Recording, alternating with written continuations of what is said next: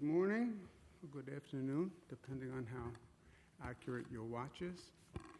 Let me introduce the people who are with me today. From my right, Dr. Howard Zucker, our Health Commissioner, who's been doing great work. To my left, Melissa DeRosa, who is Secretary to the Governor, which is the top position in state government. To her left, Gareth Rhodes, who is Deputy Superintendent and Special Counsel to the New York State Department of Financial Services, but who has been working with the Chamber on this situation, has been doing an excellent job.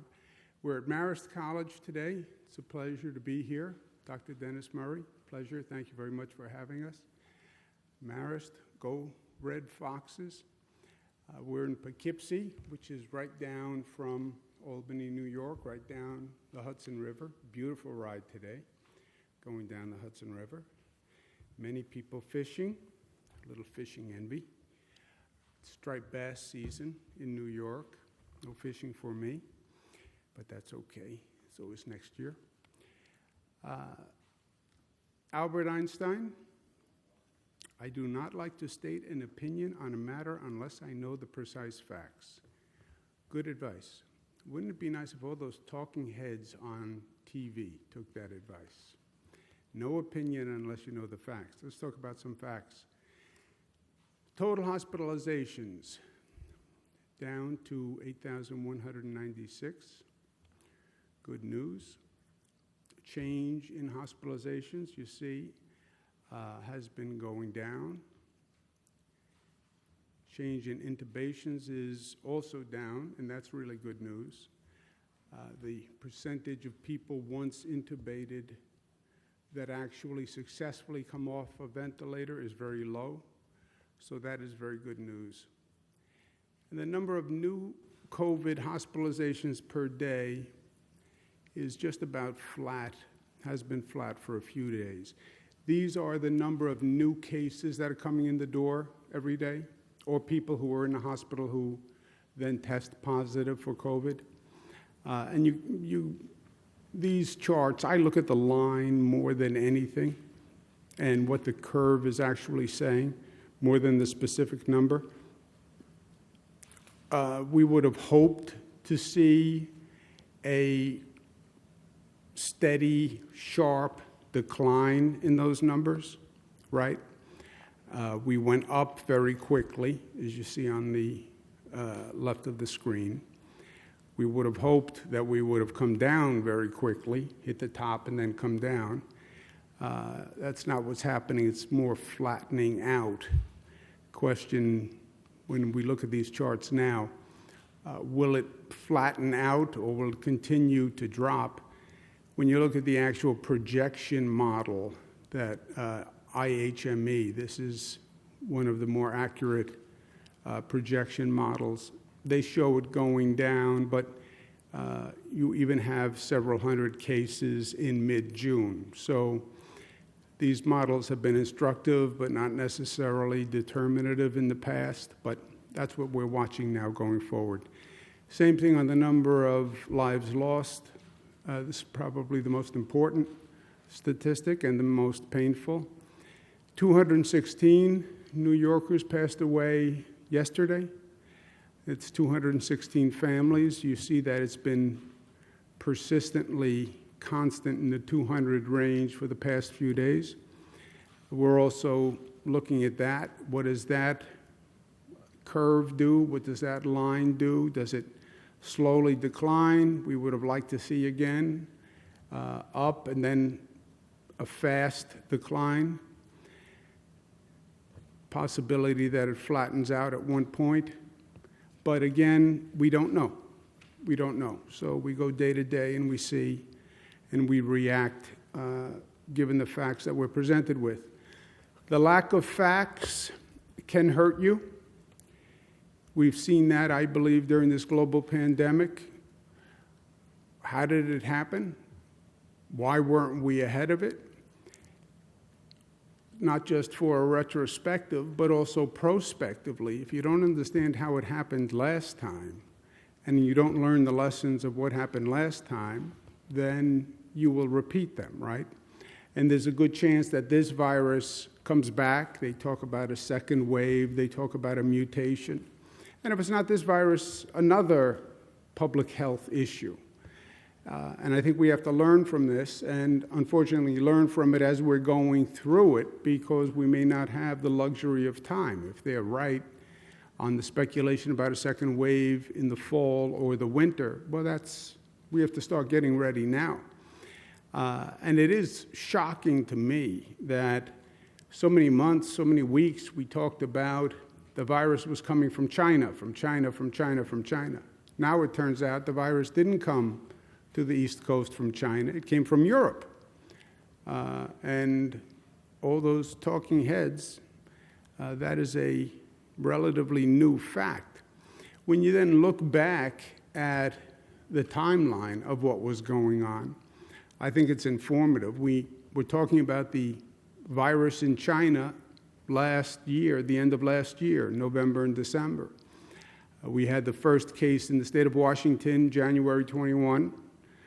We then had the China travel ban by the president on February 2nd, which was a right move in retrospect.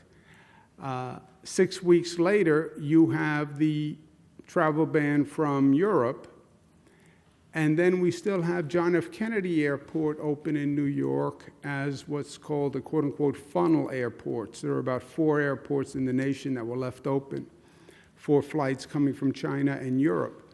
And John F. Kennedy Airport, which is our main international airport, was one of them. When you look back, November to April is a long period of time. And what happened, apparently, is the virus got on a plane from China. Someone who was infected got on a plane and went to Europe, and then from Europe, the virus mutated in Europe and then flew to New York City, Newark Airport, flew to places on the East Coast, flew to Chicago. And you can see why, right? The virus wasn't going to stay in China and wait for us to deal with it in China. Everybody talks about how mobile people are and global interconnections, et cetera. And that's what happened. But nobody was saying, beware of people coming from Europe. We weren't testing people coming from Europe. We weren't telling anyone at the time, if you have a European visitor or a European guest, make sure they get tested. They walked right through the airport. Well, I understand what happened in retrospect, but we have to make sure it doesn't happen again. From December to March, 3 million Europeans came through our airports. You wonder why we have such a high infection rate. You put 3 million Europeans coming into this market undetected. You don't tell anyone. There's no precautions. There's no testing. And then you let people circulate in this dense environment. You're going to have the virus spread. And that's exactly what happened. And many of those people didn't stay in New York. They just landed at JFK, connected to another flight, and flew to a city in the United States. That's what happened. Flights from China proportionately go to the west coast of the United States. But the European flights, they come to the East Coast. 3 million Europeans is a lot of people. And again, it was months of people coming and people circulating before we were really put on notice. So learning what happened is important so we don't make the same mistake again twice, right? And we're better prepared in the future. And I think a word of caution would be today we must consider an outbreak anywhere is an outbreak everywhere. If you hear about an outbreak in China, you hear about an outbreak in Korea, just assume that it gets on a plane the next day, somebody who's infected gets on a plane and can go anywhere on the globe, literally. One fact we do know about COVID is we know that there is still a lot that we don't know about this virus. And some things that we thought were facts are now being revisited. We were told if you had the virus, you then had antibodies, you would then be immune from getting it a second time. Now there are some questions about whether or not you're immune, how immune you would be even if you have the antibodies. We were led to believe that the good news about this virus was it didn't affect children, which was taken as great news, right? Now we have a new issue that we're looking at, which is something we're just investigating now. But while rare, we're seeing some cases where children affected with the COVID virus can become ill with symptoms similar to the Kawasaki disease or toxic shock-like syndrome that literally causes inflammation in their blood vessels. This past Thursday, a 5-year-old boy passed away from COVID-related complications, and the State Department of Health is investigating several other cases that present similar circumstances. This would be really painful news and would open up an entirely different chapter, because I can't tell you how many people I spoke to who took peace and solace in the fact that children were not getting infected. We thought that children might be vehicles of transmission. The child could get affected and come home and infect the family. But we didn't think children would suffer from it. If this is true, some of these children are very, very old. So caution to all people who, again, may have believed that their child couldn't be affected by COVID. This information suggests we may want to revisit that quote-unquote fact, that assumption. And if you see any of the symptoms that are on the chart that your child is evidencing, caution should be taken, because this is something that we're looking at. And again, there has been at least one fatality because of this, and there may be others that are now under investigation. So this is every parent's nightmare, right? That your child may actually be affected by this virus. But it's something we have to consider seriously now. Another fact we do know about this, and a common thread with the virus, is that it affects minority communities more dramatically. Nothing biological about the minority community, but demographically, socially, the infection rate is higher. New York State does not have the same disparities we see in other states around the country, thankfully, but we do have a disparity. It's again, relatively modest, but something that we won't tolerate, and you see it in the Hispanic community, you see it in the African American community, where they are disproportionately affected. We asked the hospitals to look at the new cases that are walking in the door to see what we can learn about where we are now, because we've taken so many actions, so many dramatic actions, closed down schools, closed down businesses, we're testing. We still have new cases. We're getting additional information on these new cases now.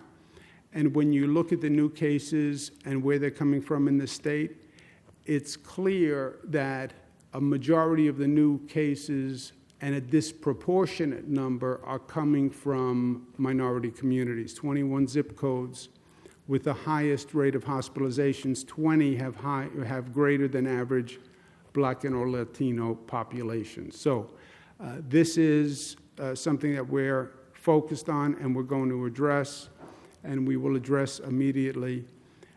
And we will have more information on this in the next couple of days. We must also adjust to the changing circumstances. Given the shutdown, many aspects of society have been closed down or are less operational. The court system is among them. It's done a lot of work thanks to what the court system has been able to manage by remote telecommunication, et cetera. But We passed a law in New York called the Child Victims Act, which was long overdue, which allowed survivors of sexual abuse as children to file a claim. We then had a window of time that they could actually file the claim. Because of the reduction in court services, we want to extend that window, and we'll extend it for an additional 5 months until January 14th, because people need access to the courts to make their claim, because justice too long delayed is justice denied, Martin Luther King Jr. So we will extend that window for people to bring their case. The good news on the overall is we're finally ahead of this virus, right? For so long we were playing catch up. We talked about the facts and circumstances that we found out about it. It was in China, it had moved, and we were playing catch up. We were behind it. Now, I feel for the first time we're actually ahead of it. We have showed that we can control the beast. If you look at those numbers coming down, remember our numbers are coming down in New York. Most states in this country, you still see the numbers going up. You take New York out of the national numbers, and you see the cases are on the incline. We have it on the decline. So we have the beast on the run. There's no doubt about that. We haven't killed the beast, but we're ahead of it. And the hospitalization rate is coming down, and the death rate is coming down. So that's all good news. And I feel that we are, for the first time in this engagement, we're actually ahead of the virus. We have to stay there, and we have to figure out what the next move is that the virus is going to make, and we have to stay ahead of it. But we are ahead of it, and we are in control of our own destiny. You know, why is that virus on decline? Why are those cases going down? Because we're making the number of cases go down. We are reducing the number of infections. If we didn't do anything, you would have seen that infection number keep going straight up. We reopen irresponsibly, you will see that infection number go straight up. We are reducing the rate of infection by our actions, wearing the masks, the close downs, the precautions. We turn that curve, no one else.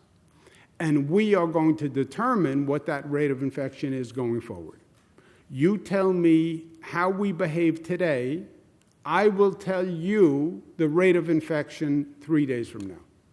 You tell me how we behave today, I'll tell you the number of people who walk into a hospital in 7 days or 10 days. It is that clear, cause and effect. It is that clear. That's also liberating. Finally, our destiny, our future is in our hands. And it's not subject to the whims of the virus. We are in control of the spread of the virus. And that is good news to me. We just have to stay there. And we will, because we are New York tough, smart, united, disciplined, loving, and the great state of New York is showing the way forward once again. Questions? A reopening question for you. We are all eagerly awaiting May 15th and 16th. And what you've told us so far has us anticipating that you'll talk about manufacturing and construction, likely upstate.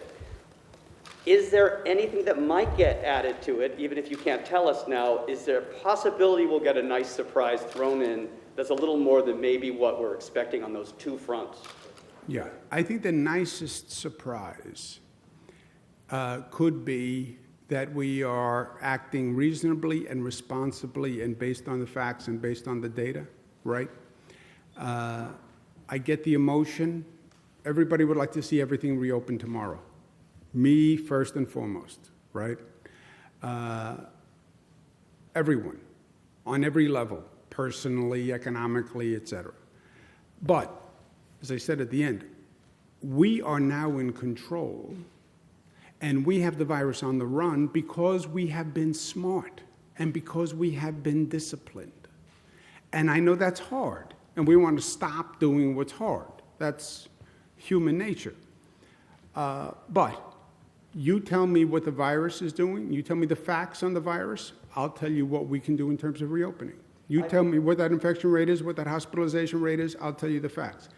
Your anticipation is right. If you look at these numbers now and you just factor them forward, upstate New York, the numbers are dramatically different than downstate. It's like a different state.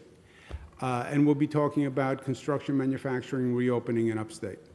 In downstate, I don't believe those numbers are going to change dramatically enough to make a difference in the next few days. So not a lot of improvisation, meaning you're more of a stick to the plan. I'm more of a show me the facts and the numbers kind of guy. Yeah, because we know what happens when we don't do that, right? We've seen the full spectrum here. We've seen what happens when you go by gut instinct and by emotion and by politics. We know what happens. You make a mistake. That's what happens. We also know what happens when you are factual and evidence-based and make decisions on the numbers as opposed to on the politics. And this is a virus. You know, part of this is math, right? It's just numbers. It's like an equation. You can punch in to a computer the hospitalization rate, the infection rate, the testing rate, the antibody rate, and say, what will happen if I increase activity 15%? And it will tell you the infections are going to go here, and the hospitalization is going to go here, and the death rate is going to go here. There is a science to this. Now, the science is contrary to emotions and politics. I get that. I get it all day long. You know, everyone's yelling at me, we have to reopen, I have to get back to work, I need a paycheck. I get it. I hear it, I see it. I read the posters, they yell it at me, I hear it. But I know because we've seen it around the globe, you can pull up the countries that reopened because they had political pressure and then saw that infection rate go right through the roof, and then they did a 180-degree turnaround 2 weeks later, whoops, we made a mistake.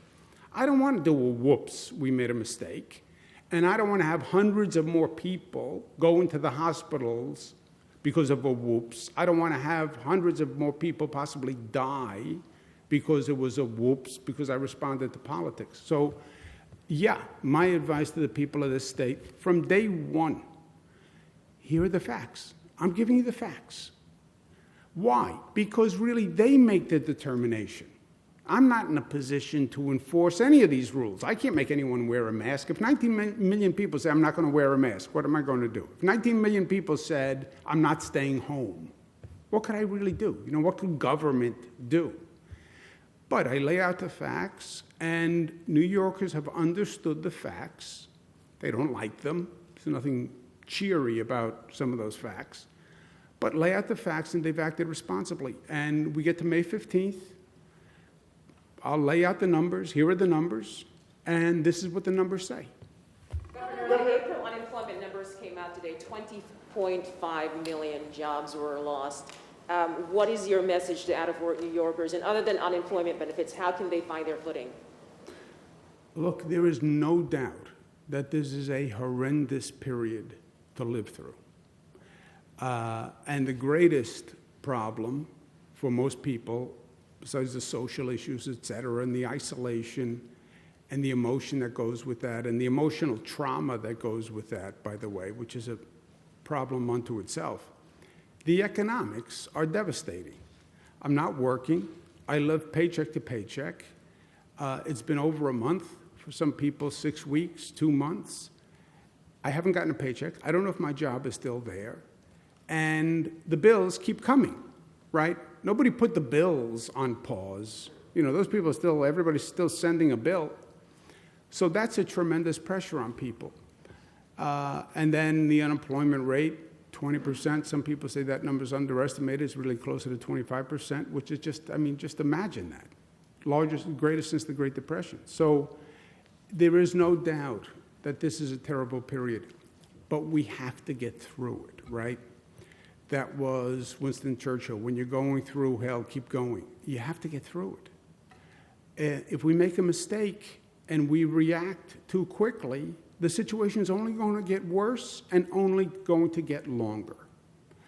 I understand unemployment benefits are problematic and they're not enough in the first place. I understand the speculation about whether or not my job is going to be there is terrible. We have taken some extraordinary measures to help people deal with the situation. The no evictions, I think, is a significant point. Nobody can be evicted from their home. We're providing food assistance in a number of different ways. But we have to get through it. We have to get through it. And then, not to get philosophical, but my grandfather used to say he was right. If you have your health, you can figure out anything else, right? And if you don't have your health, then nothing else matters. And we've all lived through that, where we have all these issues, all these problems, and then somebody comes home and says, I went to the doctor's office and they said I have to go for another test, I may have this, right? And somebody says they have a terrible health problem and everything else becomes unimportant immediately. We have people who are dying. We have people who are dying. We make the wrong moves, more people could die. And it could be someone in your family, or it could be you. And even if it's not you, God forbid, you get sick and you bring the virus home and someone who's more vulnerable dies. That is the problem that we can't solve. That is the problem that I cannot help with.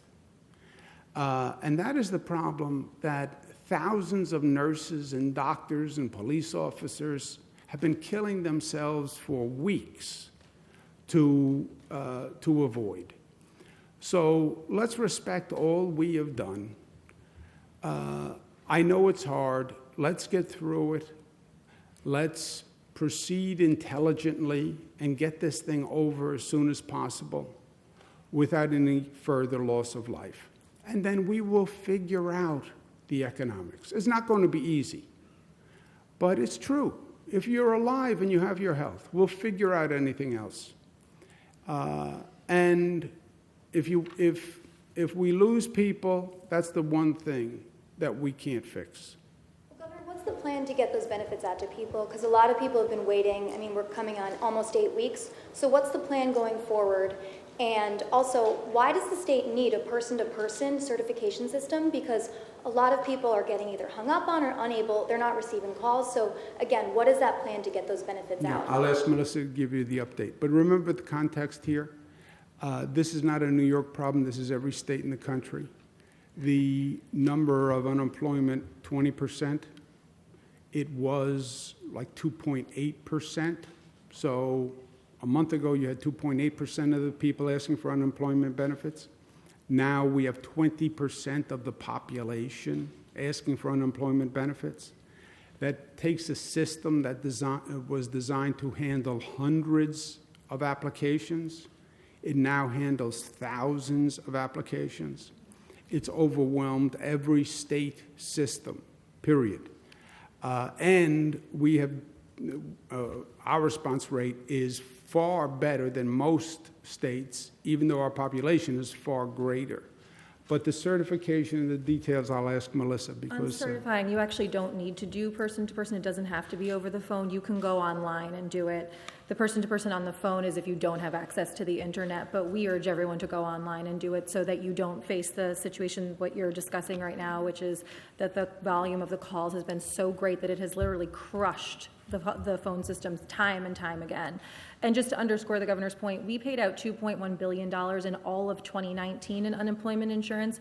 In the last 7 weeks, New York has paid out $6.8 billion to 1.6 million people. We're continuing to try to streamline the process. We're adding more bodies. We're throwing literally everything we can at it. And again, none of that matters to people who are still struggling and who are waiting to get money put into the bank, and we're doing everything we can to try to streamline that. Why was the system so unprepared to handle this? I mean, we had 9/11, we had Sandy, and several years in between. Why was the system just so overwhelmed? With all due respect, in the last financial crisis, we had 300,000 people who were unemployed in 2008, and that crushed the system. We're talking about 1.6 million in the last 7 weeks. So we haven't experienced anything like this, period. And there's all of these different things when you go through government where you say, why didn't you do this, why didn't you do this? If we had spent $20 million to upgrade the tech system and wasn't necessary, or there wasn't a crisis at the moment, I'm sure we would have been getting phone calls from publications saying, why are you wasting $20 million of taxpayer money on a tech system? So we're literally building the plane while we're trying to fly it. None of these are good answers to people who are waiting and who are struggling, and to those people we continue to apologize, and we are doing everything we can. But I think to the governor's point, there are 20 states in the country that haven't moved $1 on pandemic unemployment insurance. New York is one of 20. We've moved it for 90,000 people so far. And again, the governor has given the directive to the Department of Labor, anything you need to be able to move the money faster, get it out the door, do, and that's what we're continuing to do to build out the system. Also, if you just a little context, it is not like anything else. You're more unemployed today than since the Great Depression. So you would have to go back to the Great Depression to come up with a comparable situation, right? That's just on the facts. And then, as you just heard, we have administered 3 times more than the state put out all of last year in 6 weeks. And I'm old enough to have watched the full merry-go-round go around. We will sit in a room like this in 3 weeks, and you will say, my paper asked to ask, why did John Smith, who actually had money in the bank, why did he get unemployment benefits from the state when he didn't really deserve unemployment benefits? And why didn't you check to make sure John Smith was eligible before you gave him taxpayer money? That's going to be a fair question. And then we're going to say, well, we were in a mad scramble to move as quickly as possible. And then you say, yeah, but you were supposed to determine the eligibility of a person, and you let this person get taxpayer money, and you were a bad governor. That's why you can't win in this business. One more, sir. Unemployment forfeit days. I know that there are some people who have those days on their record, and that's keeping their state employment payments from being released. I know there's legislation in the works to fix that. Can you fix it more quickly? Can you say, I missed what you said, unemployment? Forfeit days? Orphan? Forfeit. Forfeit days. Sorry. Do you know that issue? It's something that actually has come to our attention in the last week, and we're looking at, and if it's something that we can do, we're going to do. Sir, one more. I'll give you the one more because you had your hand up. There's been a lot of disparaging results about antibody testing coming from Washington, so much so that 50% may be inaccurate. Is there anything that New York is doing to kind of vet the testing?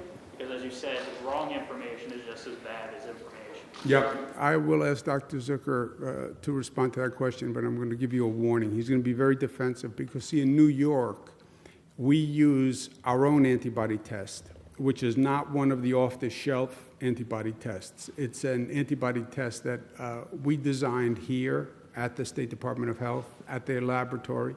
So Dr. Zucker has total confidence in the test because it's his test, and we tend to like our own product.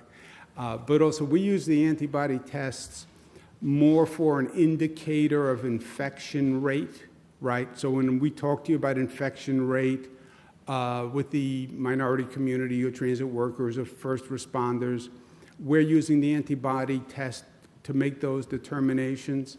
We're not taking action off that antibody test. It's not like we tell you, okay, you can go back to work now because you're safe. We use it more for statistical purposes.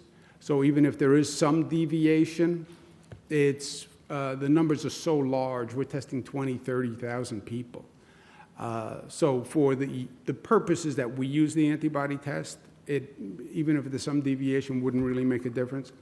But Dr. Zucker assures me his test is better than any other test in existence in the United States of America. Dr. Zucker? I absolutely agree with that. Our test is 6 standard deviations out, which means it's an incredibly accurate test out of Wadsworth. But we also are working with the hospitals. You know, others have developed tests, and they do turn to our lab to ask us to confirm that their test is of high quality. So we're working very closely with them and elsewhere. Thank you all. Thank you very much. Thank you.